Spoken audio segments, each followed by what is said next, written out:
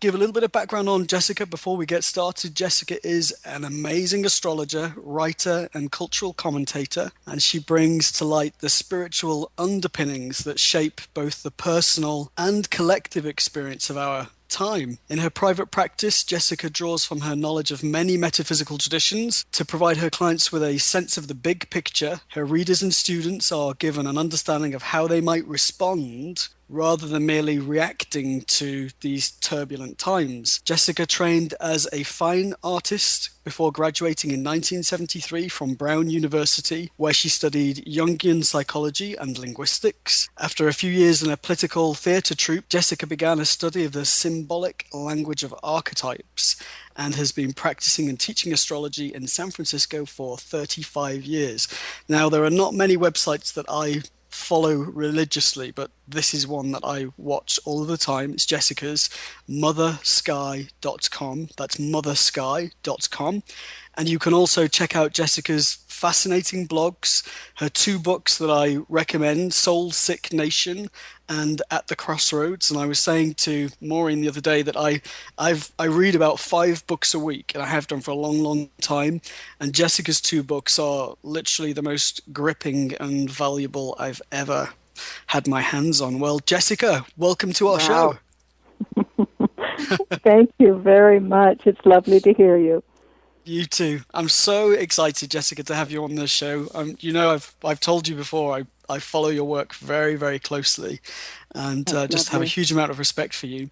Well, Thank you Jessica, the so first thing much. I want to ask you about is this Uranus-Pluto square that we're all hearing about, that's hmm peaking right now, and wanted to ask you to explain that to us a little, please.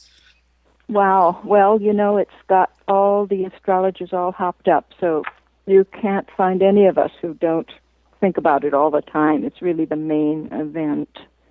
And perhaps the biggest deal since the mid 60s, which is, we link it in terms of a cycle to what was going on in the mid 60s when there was this huge time of revolt that was really worldwide, rapid reform and intensity and upheaval. And so what we have now, which is peaking between this 2012 and 2015, are the most intense years, is a, a meeting of the planet of revolution, that's Uranus, and the planet of breakdown, which is Pluto.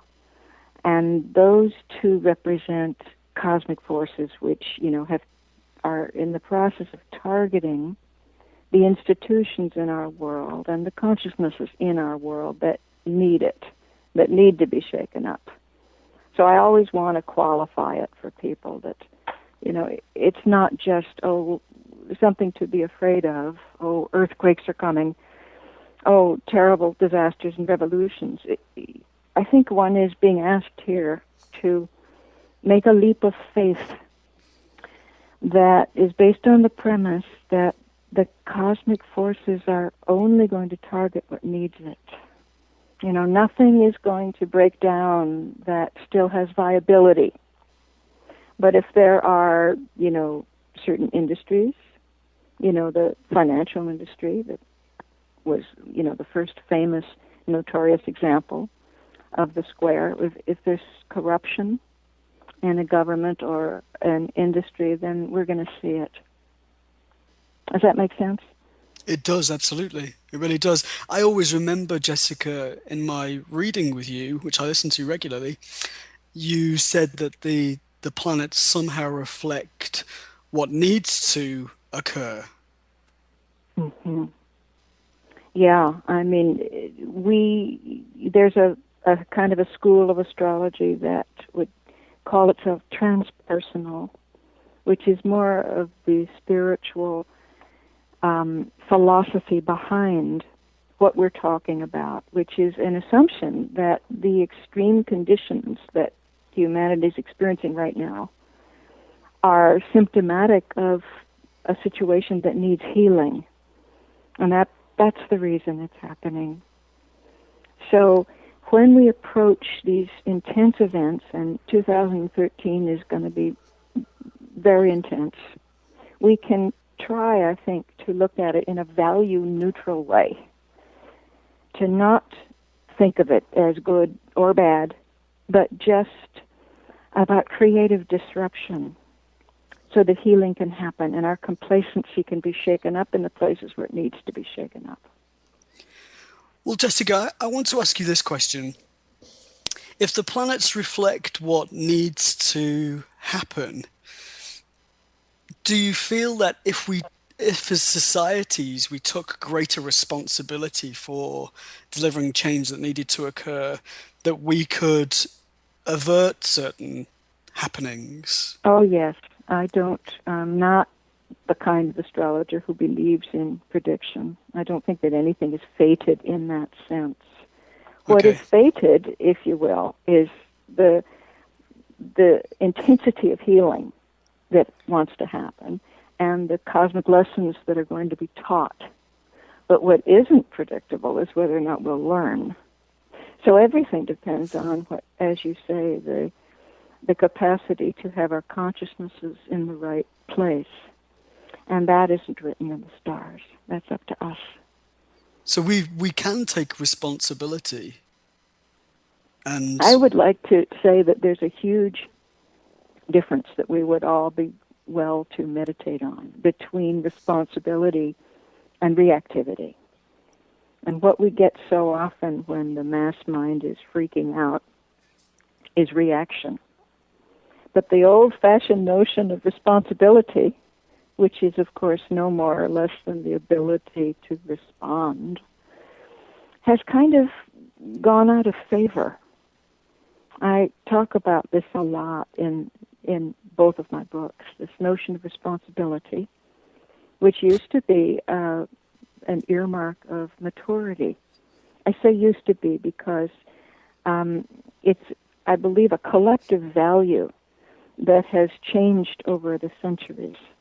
There's no longer, the sense that one wants to build a character by having self-knowledge and a restrained response to something. There's more reactivity, and the whole word responsibility now has kind of devolved into the idea of blame. We say, oh, I'm not responsible for, the president's drone program, which really is, we're trying to say, it's not my fault. But if we went back to this original idea, the ability to respond, and to respond from our inner being, then we would be in a different place. it's interesting that you say that because, well, obviously I'm British and I live in the US. I love living in the US.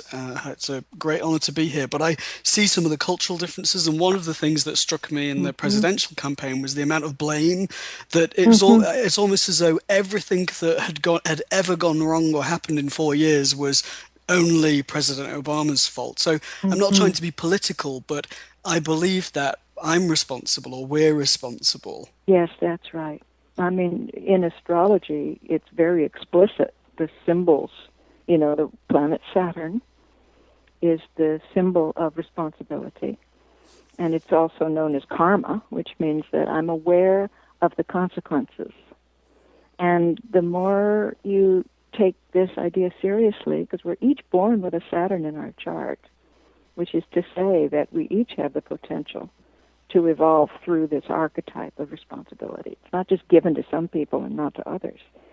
But, in our own style, we have the choice to either become responsible or not. And to really take it seriously means that it isn't just actions. It's the notion of being responsible for the energy that you put out in thought and in spirit as well as in deed.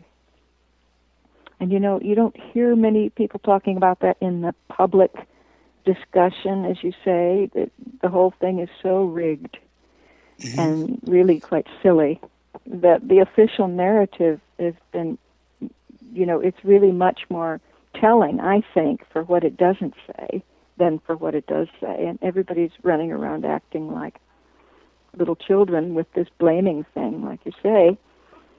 In astrology, there is a very significant transit called the Saturn return. You probably know about it. And everybody gets it when they're 3 decades old, and then again 3 decades from then. And it's Saturn. It's the cycle of Saturn, meaning that you are considered an astrological grown-up if you learn that what you put out there has something to do with you, if you learn the lesson of responsibility. And, the whole culture that we live in now, and much of the Western world, too, which copies our American culture and our values, is completely out to lunch on this. It's fascinating. Well, I want to use an example from your book, Jessica, At the Crossroads, to ask you another question about the Uranus-Pluto square. Because I Yeah. remember when I started reading your work, thinking, wow, this lady is a world-class astrologer, but I also thought, wow, this lady has a world-class sense of humor. That's And good to hear.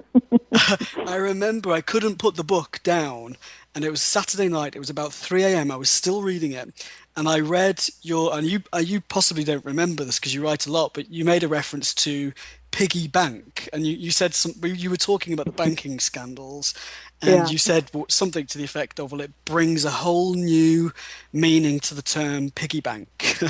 Piggy banks, right? Piggy Yeah, bankers. I just love it. I have a note actually on my task list to go through your book and pick out the most striking sentences and things. So I want to ask you about the Occupy Wall Street movement. Hmm. Was that part of the Uranus-Pluto square?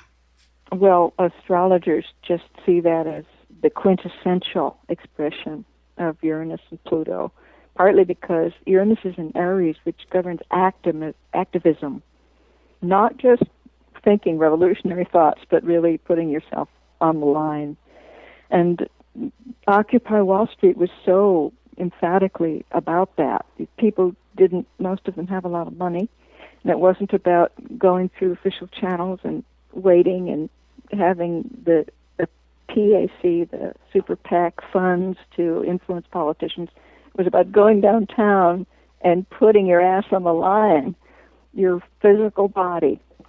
And I just, the timing of it was so perfect from the point of view of when the Uranus-Pluto square, which goes in and out of orb, kind of waxes and wanes, when it was peaking. And Pluto really, it won't surprise people who listen to language to hear that Pluto governs plutocracy. But the Occupy Wall Street movement was really the first time anybody said that aloud.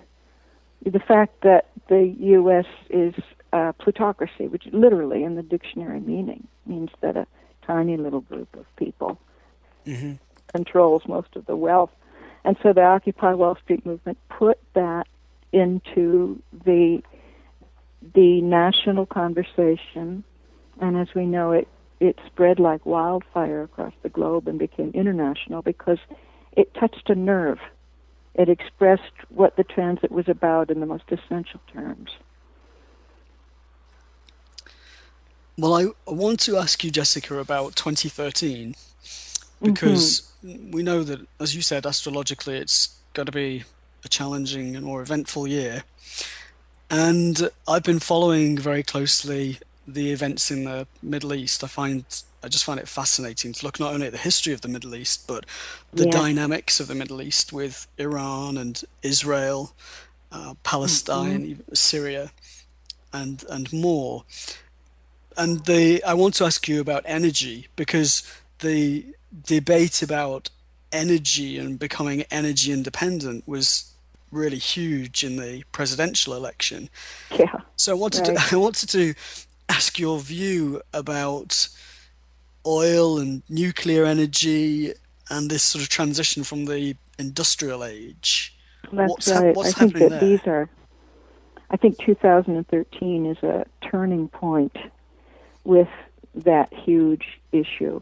And I want to start with your question about the way the campaign in the USA treated it, which was so, it was interesting from an astrological point of view. It was dreadful from the point of view of truth and campaigning. But what I was interested in was the various phases of Pluto, which is so strong in the sky right now in this transit you're talking about. Pluto governs taboo and unmentionables, and kind of there being a subtext, like the elephant in the middle of the room and nobody's identifying it. And there's a taboo energy around oil here, in the sense that, I guess the most obvious sense was that in none of the campaigns did any of the politicians mention the big picture about the dependence on oil, that it's a dead end. Everybody knows it. The world is running out of oil, but instead they talk about gas prices and promising to lower them and all this nonsense, which are really distortions of the truth. Because as you may know, gas prices are a complete political red herring. The domestic drilling has nothing to do with gas prices because it's a world market. It's world output that counts here.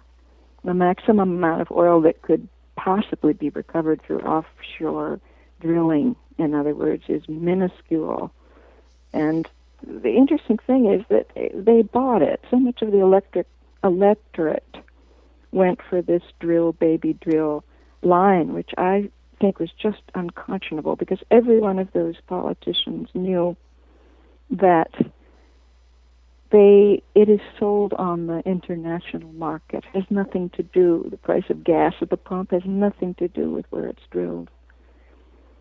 I remember being horrified, Jessica, reading an article only, I think, 3 months ago, something like that, an article about how wonderful it was that the Russians were able to ship fuel through part of the Arctic Circle that's melted, basically, and they can now Oh, get much God. more easily to their fuel to Asia, and that's a good thing. that Right, the Arctic's right, melting, great for business. right. It's terrible. So I think that there is a combination here of deliberate manipulation. Pluto governs propaganda. And since this transit, the propaganda has gotten more blatant, more fevered, with public opinion being really based on a deliberate distortion of truth about the gas and diesel production thing. And then this business of hiding the elephant in the middle of the room, the idea that dependence on oil is an economic dead end, not to mention, as you say, a climate disaster, and has everything to do with war. So it's a perennial threat to national security for people who are worried about that angle. And we can't go anywhere with it. So it's a stalling device that I guess is there to feed the dinosaurs, the last institutions that are making money off of it, while holding the whole world hostage. So many people looking at new ways that we're going to use, what kind of energy we're going to have to use when the oil is gone. When I think of people use the word alternative for it, which is kind of ironic, isn't it? Because it's going to be the norm. And we're just putting it off, trying to research it. We could do it, of course. We could run the world on clean energy sources in 2 weeks, I think, if we put our will to it. Wow, in 2 weeks. Well, when you think of the ingenuity that's out there, and the fact that these clean energy solutions have been already tried, there's been experimentation for decades now, and have been found to work very well. And yet, the way the system is structured, the industrial age would die overnight without oil because of the infrastructure. So if we put all the genius, all the scientific know-how to unmask the truth that oil is a dead end If we put all the geniuses of the world and the technological opinion meisters to work, yes, I think it could be done very, very quickly. Goodness. Well, Jessica, I want to ask you about the media for a moment as well, because I was reading that the ownership of the media over the last, I don't know, 20, 30 years has changed dramatically. And there's been a lot of consolidation, and that Right. concerns me. Mm-hmm. Another cultural observation was when I moved to the States, I would switch the TV off because and I know it's a problem all over the world. It's not just, I'm not picking on the US, but it's like a fog machine. It Yeah. doesn't seem to give me the clarity of understanding about what's really happening in the world that astrology can provide, or looking at your work, for example. So, what are Mm. your observations about the media and the correlation between what the way our media functions and Mm-hmm. the problems that we have in the world, and how that fits with the whole Uranus-Pluto square? Right. Well, I think this is very distressing, the idea of a poisoned stream of media. And you can see in the chart of the USA the indication that there will be a pollution. This is Pluto, which in the chart of the USA, which is to say the entity that was born, quote unquote, July 4th, 1776 in Philadelphia, we can do the chart of a group entity and understand something of the group karma from it. This is what I do in my first book, Soul Sick Nation. We can see in there this Pluto opposed to Mercury, which governs the media, and infer from it that there's a lot of experimentation that starts in the American moneyed classes with this deliberate manipulation of public opinion that I was talking about earlier. And it's not, of course, exclusively American, but it's been raised to an art form in the American media. And the consolidation of power, as you say, is very, very troubling. You may know that when television was just a little baby new medium, it was really envisioned by the earliest visionaries as being a public service thing. And then it has morphed into utterly a commercial venture. So the idea of even the news becoming infotainment, and then in a situation like Fox News, which is the most extreme example of this phenomenon, it's just out and out propaganda now. So I think that people who are interested in keeping their sanity and, maybe growing their consciousness during times this intense have a really fine line to walk. And there's an interesting transit, Stephen, that's going on this year from Jupiter in Gemini this spring, right now. Between Jupiter in Gemini and the Pisces planets, it's a symbolic representation of the exact fine line we're talking about, which is between being open to what's going on in the world, not shutting down, not running under the bed to hide. Between that, staying self-informed, and then on the other hand, being overwhelmed by how toxic it is. I don't have a television.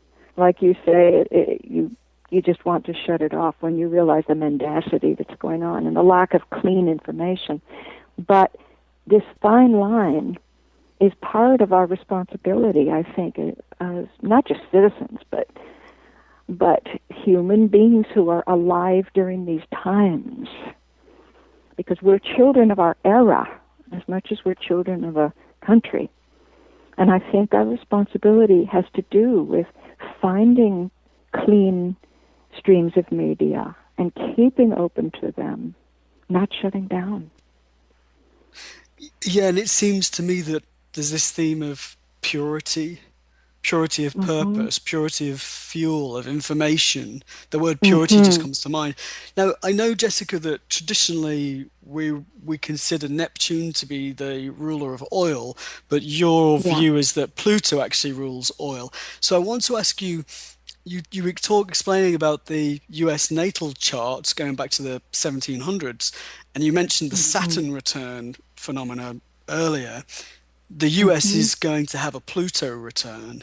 So Yeah, I'm intrigued to ask you about that because for me that's just it's huge and it somehow feels intertwined with this whole theme of oil and fuel and yeah, need for purity. right. Because the whole notion of Pluto is lack of purity. And of course, in nature, there are there are forms of Plutonian devolution that are utterly organic. It just governs decay. So Pluto is the process that's working on the moldy orange in your fruit basket. That's part of nature. It just breaks it down so it can turn into a whole new form.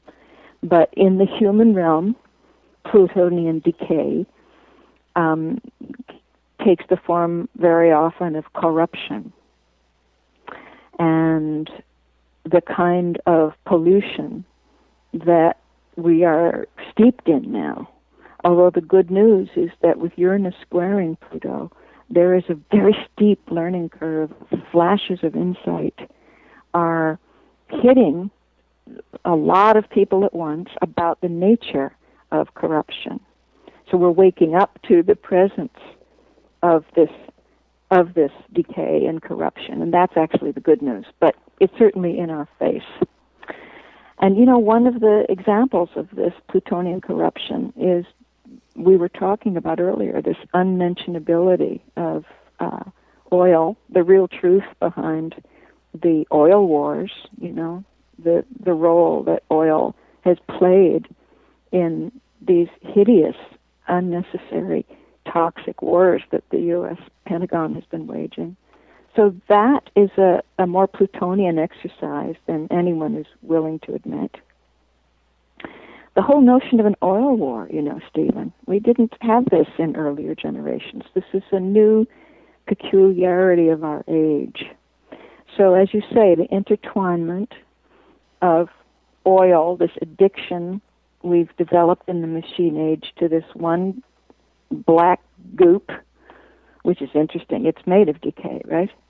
So it's Hmm. Plutonian through and through. There's so many levels of the Pluto symbolism in it. And the other is the propaganda that we talked about. Pluto governs that too. And then there's nuclear energy, which is a very dicey topic, I think. It's, you know, Uranus is uranium, of course. Pluto is plutonium. And nuclear energy is being discussed in a whole new heated way now that Pluto and Uranus are dominating the transits. You remember that dreadful quake tsunami that happened in Japan. That would happen the very day that Uranus hit the Aries point. It's incredible, isn't it? It's like I was think of astrology, Jessica, as it's like watching a clock, the hands of a clock moving That's around and right. ticking into place. It's just mind blowing. It really is. That's exactly what it is, and no more than that either. People, you know, have the mistaken idea, I think, that the planets make something happen. But what it's really going on is just as you say, that they're just a clock. They just show us what time it is. If we're conscious. Right. You know, it's like the full moon is a bright light, literally and figuratively. So that it's such a good example, the lunar cycle, because everybody is aware of it, and we can see more blatantly how it's a clock, and how in the new moon, which is what we're just going into now, this month, tomorrow, Saturday night, we have the beginning of a cycle, and then 2 weeks later we have the culmination of the cycle when everything is lit up. And the symbolic way that it's lit up means that things come to a head and we can see. So the potential for consciousness is very high at the full moon. And now Neptune is in Pisces. I Right. remember reading that in the 1800s, Neptune was in Pisces. Correct me if I'm wrong, Jessica, but my Hmm. understanding is that when we had this huge Yeah. explosion of spiritualism and Yes, exactly. psychic phenomena, seances, that was when Neptune was in Pisces. And here we are again, Neptune in Yeah, Pisces. that's right. It only happens once every 168 years, and it's a very big deal. And you may also know that we've got all these planets in water, not just Neptune, this You read my year. mind. I was going to say to you, aren't there something like 6 or 7 planets in Pisces There's in going to be February? a lot of planets. Right now we have Saturn in the North Node in Scorpio, and from middle of this month through the middle of next month, we're going to have half of the solar system's going to be in Pisces, 5 out of 10 planets. And then in Gosh. July, Jupiter will go into Cancer, which is the third water sign. Well, So Jessica, we're everything going. about the importance of water is up. I'm sorry, what were you saying? Well, I wanted to say to you, Jessica, we're going to take a very short commercial break, but Hmm. after that, I would like to ask you about this whole theme of Pisces and what it means for people that have a lot of Piscean energy Yeah, just after this short break. okay. A new era in psychic services has begun. PsychicAccess.com. You can connect with our psychic advisors by telephone or chat 24 hours a day, 7 days a week.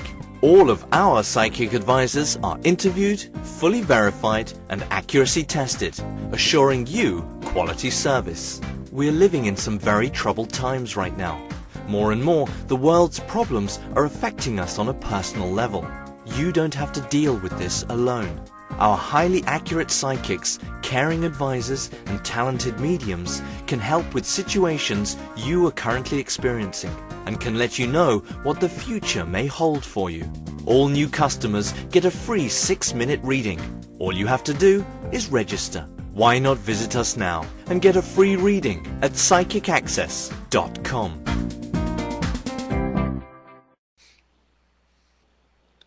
Well, Jessica, welcome back after the break. I wanted to ask you more, Jessica, about this theme of water, because as you said, Pisces is a water sign. There are a large number of planets in Pisces. What does this mean for people that have a lot of Piscean energy in their personal charts or psyches? Well, they could be in their glory.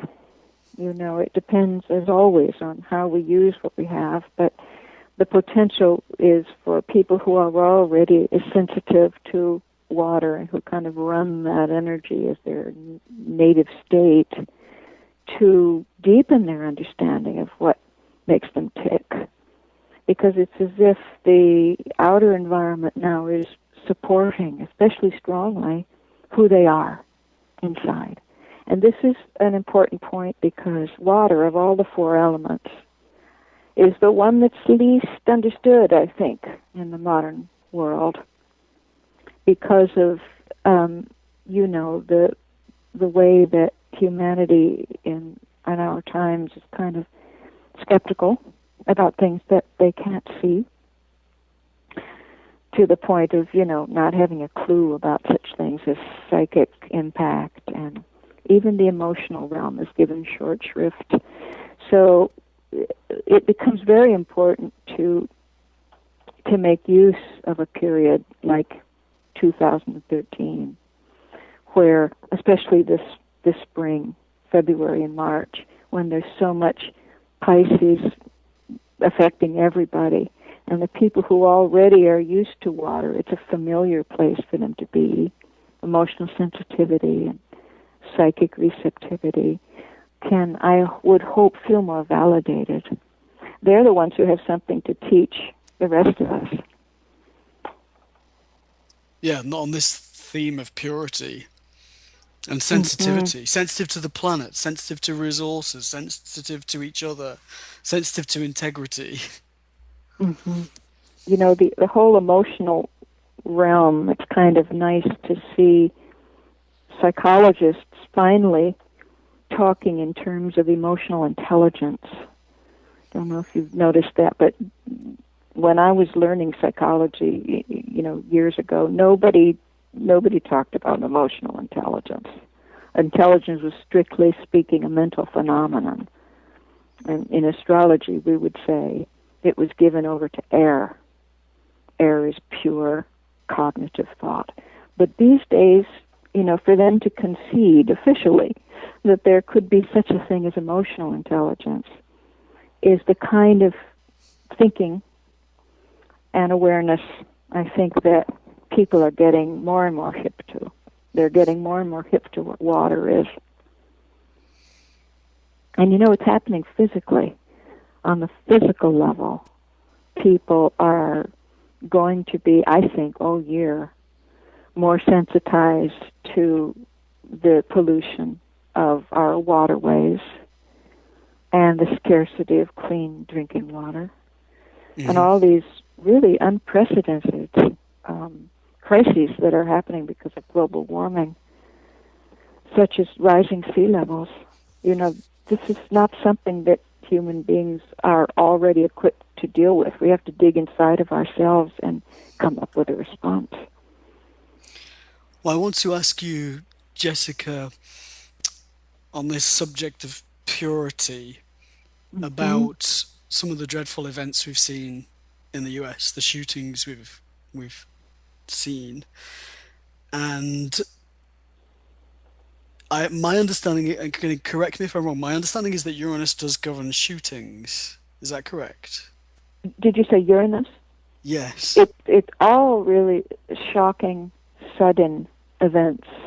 Okay. So anything that shocks the pants off of the public, we expect to see it during the square. Yeah. But you see, and we see we see these events on the television and in the media, and for me, it's like a canary dying in a mine. They are signs that something is seriously wrong. So I want to ask you about the people who are losing control of themselves, of their emotions, but I also want to ask you about purity and integrity, but particularly regarding the pharmaceutical industry. Yeah, a drug thing is very, very interesting, on so many levels. You know that Neptune governs drugs. It governs illegal drugs, and it governs the legal drugs, which it also governs the informal way that we drug ourselves. And the fog machine, such a great image that you mentioned, that television serves the purpose of fogging us in. Keep us numb, keep us dead. Yeah, numb us out. Neptune governs literal fog, and it governs all the drugs, and it governs the idea of staggering around in a numbed out state. But Neptune is the governor of Pisces. So the fine line between using Neptune that way and using it as a sensitivity, an advocate for more sensitivity to the point of spiritual sensitivity, that fine line is something that all of us are going to be walking during this Piscean period, meaning that we're being challenged to get into the higher vibration of Neptune and to avoid, like the plague, the lower expression of Neptune. Very difficult to do. It's the same planet. Neptune in Pisces is in its strongest placement it could ever be in. And all the other Pisces planets are supporting it, making this one archetype really dominant. And it's going to force each of us in our own way, depending on what we've got going on in our charts, to either move into the emotional sophistication we were talking about earlier, whereby your own personal feelings start to merge with understandings that are not just personal, but universal. So that's why it supports spiritual understanding. Between that and the kind of lowest common denominator version of Neptune, which is the escapism, which is just rampant. I mean, if it's not alcohol and prescription drugs, it's sleep And depression, too, is a kind of, it's governed by Neptune, too, because it's a kind of a shutting down out of overwhelm. And overeating and, self-medication. I think that what's happened, since I wrote my first book and I looked at this question to now, 7 years later, self-medication like this has become normative. Mm-hmm. It was the exception before. Now it's the rule in the USA and Europe. I just read that a quarter of American women age 40 to 59 take antidepressants. Well, one of the things that shocked me when I moved to the States, and I could say lots of things that shock me about the UK and other countries, so I'm not picking on the US, but one of the things that shocked me about the US is that everybody knows the brand names and refers to the brand names of certain drugs. And people would say, oh, would you maybe you should have some Lunesta, and I was like, well, what is Lunesta? And it just shocked me that Right. everybody's like part of the language. Everyone knows the name of the Well, it drugs. certainly tells us, it's a sign of how much money goes into the advertising. Mm-hmm. That's These true. That's true. beautiful, glossy ads that you see, you know that no expense was spared to present those high-priced pharmaceuticals. Yeah, well, That is, Jessica, yeah, go ahead. Sorry, No, I you didn't mean go. to interrupt you.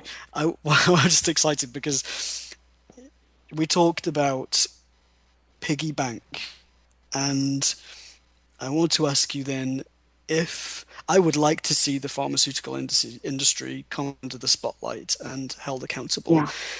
But my question for you is, as we see all of these planets moving into Pisces, will we be talking about piggy prescription? Do you feel Hmm. that that's the next scandal to break? I do. I have been sniffing this out for a while now because, the Pluto effect is to flush out of hiding these plutocratic processes that have been undercover in our society. And of any industry, pharmaceuticals is one of the most plutocratic in the sense that they have the highest profit margin, I think, per unit of product. If you think of a tiny little pill that costs pennies to produce, a fraction of a penny to produce, and then sells for whatever they can get away with. So big pharma is really kind of epitomizes the rapacious greed of the big guys, the industries that are kind of the foundation of our plutocracy. And there's an interesting symbiotic relationship, that is never talked about in the official narrative between illegal drugs and legal drugs. I think that this is going to become more and more talked about.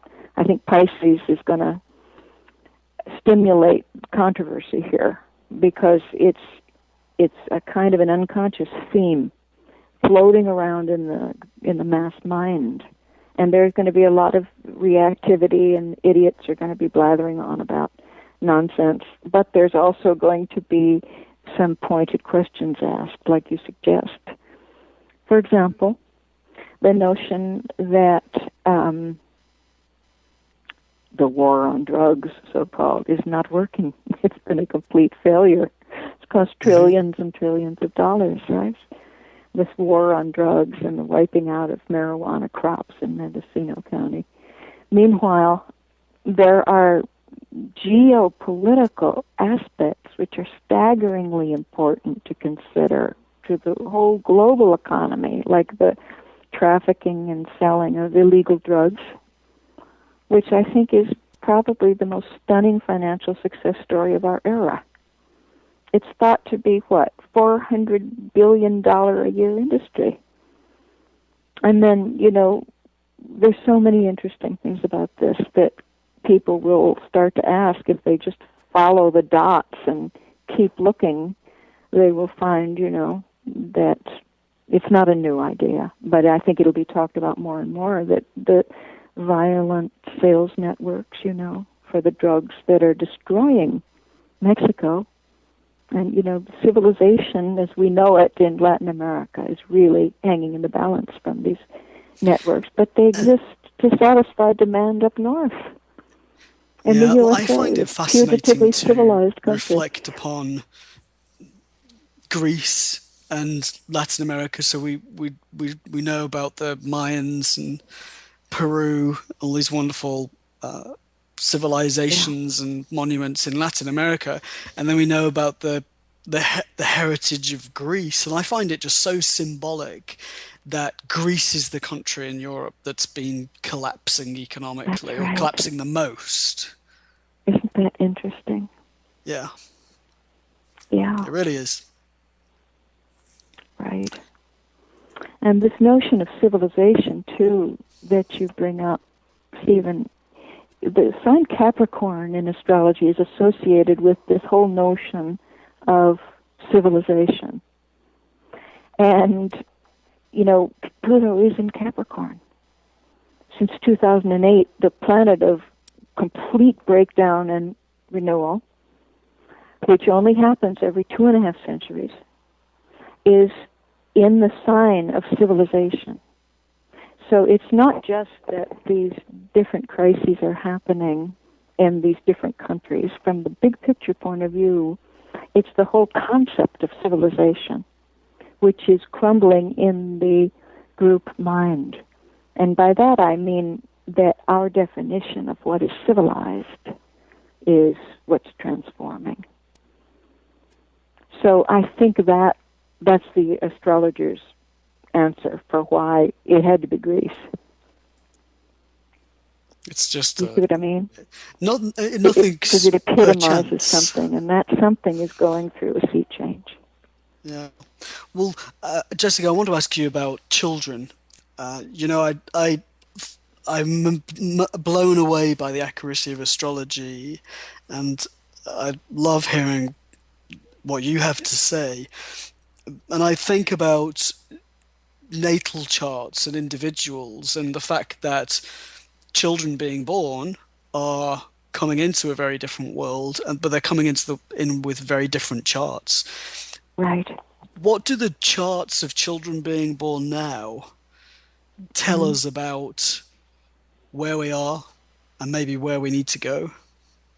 Well, as an old fogey, I am in an interesting position to comment on such a thing as, for example, what's the term? There's a new term that's been coined, cybernatives.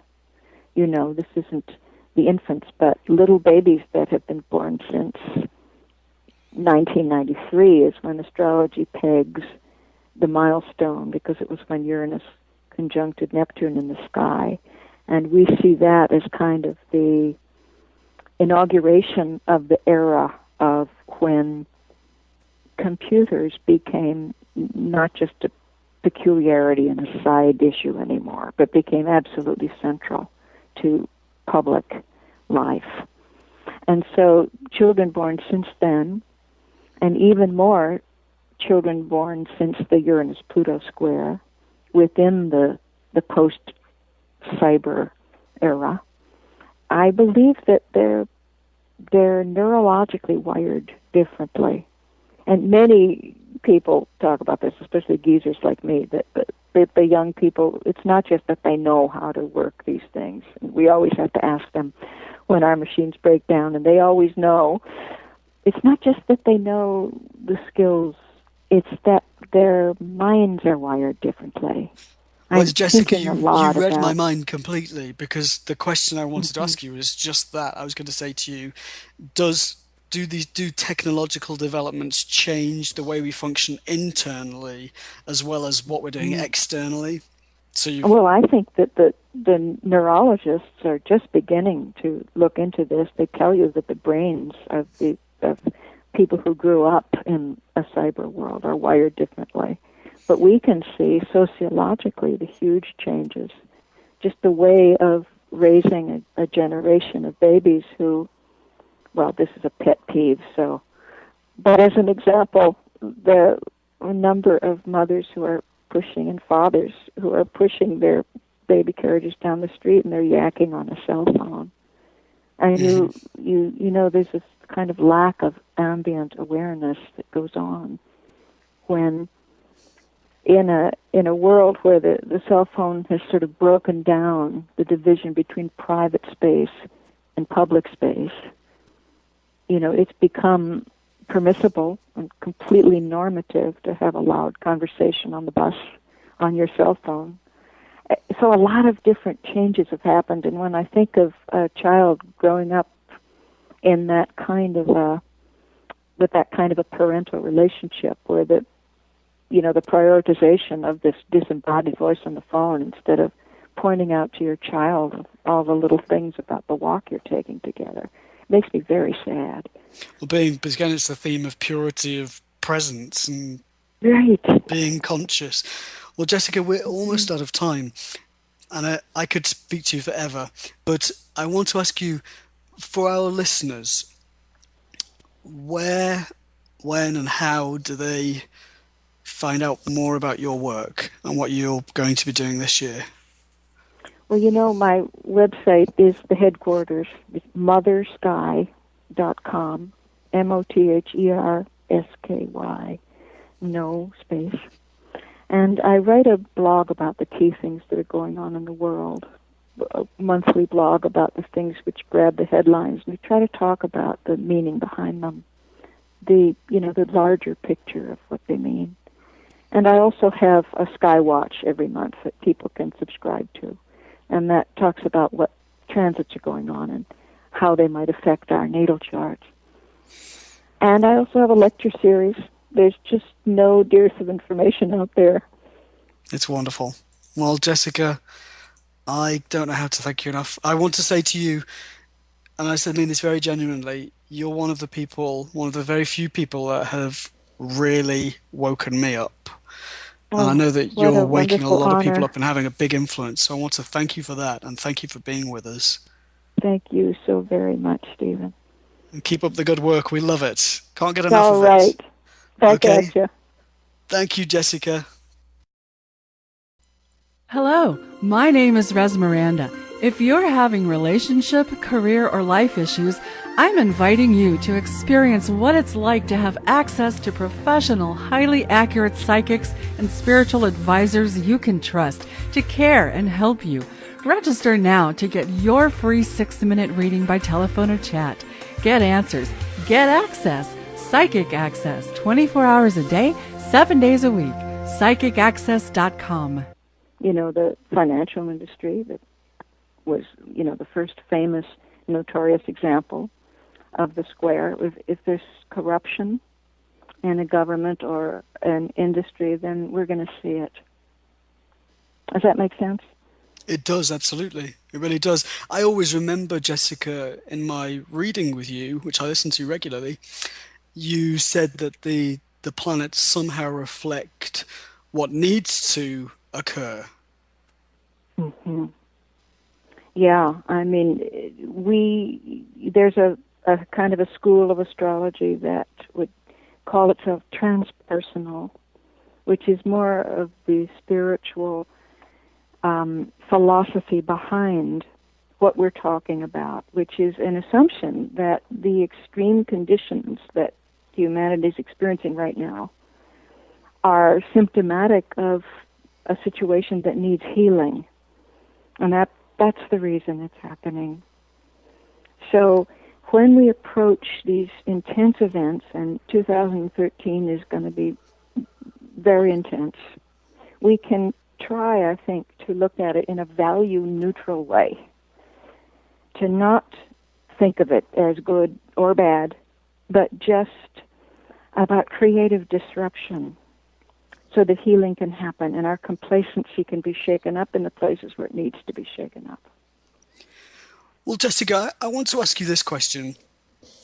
If the planets reflect what needs to happen, do you feel that if as societies we took greater responsibility for delivering change that needed to occur, that we could give a little bit of background on Jessica before we get started. Jessica is an amazing astrologer, writer, and cultural commentator, and she brings to light the spiritual underpinnings that shape both the personal and collective experience of our time. In her private practice, Jessica draws from her knowledge of many metaphysical traditions to provide her clients with a sense of the big picture. Her readers and students are given an understanding of how they might respond rather than merely reacting to these turbulent times. Jessica trained as a fine artist before graduating in 1973 from Brown University, where she studied Jungian psychology and linguistics. After a few years in a political theatre troupe, Jessica began a study of the symbolic language of archetypes and has been practicing and teaching astrology in San Francisco for 35 years. Now, there are not many websites that I follow religiously, but this is one that I watch all of the time. It's Jessica's mothersky.com. That's mothersky.com. And you can also check out Jessica's fascinating blogs, her two books that I recommend, Soul Sick Nation and At the Crossroads. And I was saying to Maureen the other day that I read about 5 books a week, and I have done for a long, long time. And Jessica's 2 books are literally the most gripping and valuable I've ever had my hands on. Well, Jessica, welcome to our show. Thank you very much. It's lovely to hear you. You too. I'm so excited, Jessica, to have you on this show. I've told you before, I follow your work very, very closely, and just have a huge amount of respect for you. Well, Jessica, the first thing I want to ask you about is this Uranus-Pluto square that we're all hearing about to avert certain happenings. Oh, yes. I'm not the kind of astrologer who believes in prediction. I don't think that anything is fated in that sense. What is fated, if you will, is the intensity of healing that wants to happen and the cosmic lessons that are going to be taught. But what isn't predictable is whether or not we'll learn. So everything depends on what, as you say, the capacity to have our consciousnesses in the right place. And that isn't written in the stars. That's up to us. So we can take responsibility. And I would like to say that there's a huge difference that we would all be well to meditate on between responsibility and reactivity.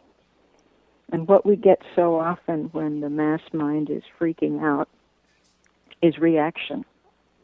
But the old-fashioned notion of responsibility, which is, of course, no more or less than the ability to respond, has kind of gone out of favor. I talk about this a lot in both of my books, this notion of responsibility, which used to be an earmark of maturity. I say used to be because it's, I believe, a collective value that has changed over the centuries. There's no longer, the sense that one wants to build a character by having self-knowledge and a restrained response to something. There's more reactivity, and the whole word responsibility now has kind of devolved into the idea of blame.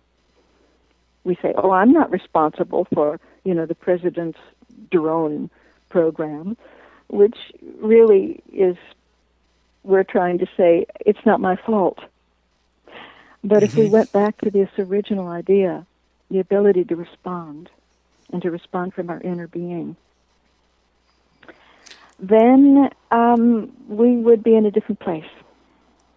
It's interesting that you say that because, well, obviously I'm British and I live in the US. I love living in the US. It's a great honor to be here, but I see some of the cultural differences. And one of the things that struck me in the presidential campaign was the amount of blame that it was it's almost as though everything that had ever gone wrong or happened in 4 years was only President Obama's fault. So I'm not trying to be political, but I believe that I'm responsible or we're responsible. Yes, that's right.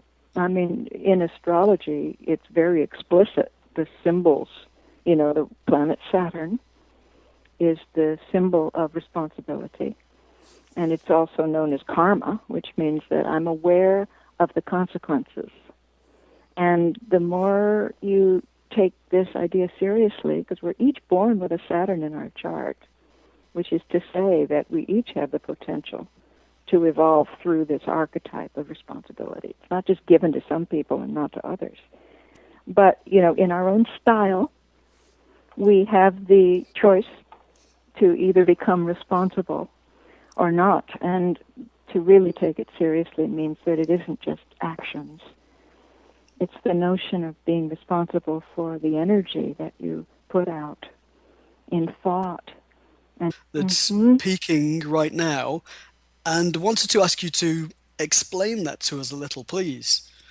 Wow. Well, it's got all the astrologers all hopped up, so you can't find any of us who don't think about it all the time. It's really the main event.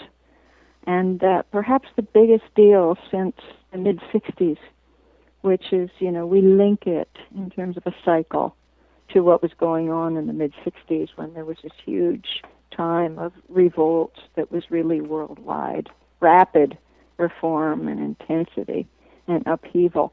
And so what we have now, which is peaking between this 2012 and 2015 are the most intense years, is a meeting of the planet of revolution, that's Uranus, and the planet of breakdown, which is Pluto. And those two represent cosmic forces which, are in the process of targeting the institutions in our world and the consciousnesses in our world that need it, that need to be shaken up.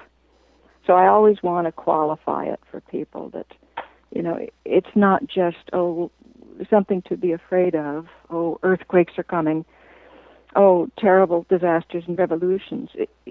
I think one is being asked here to make a leap of faith that is based on the premise that the cosmic forces are only going to target what needs it.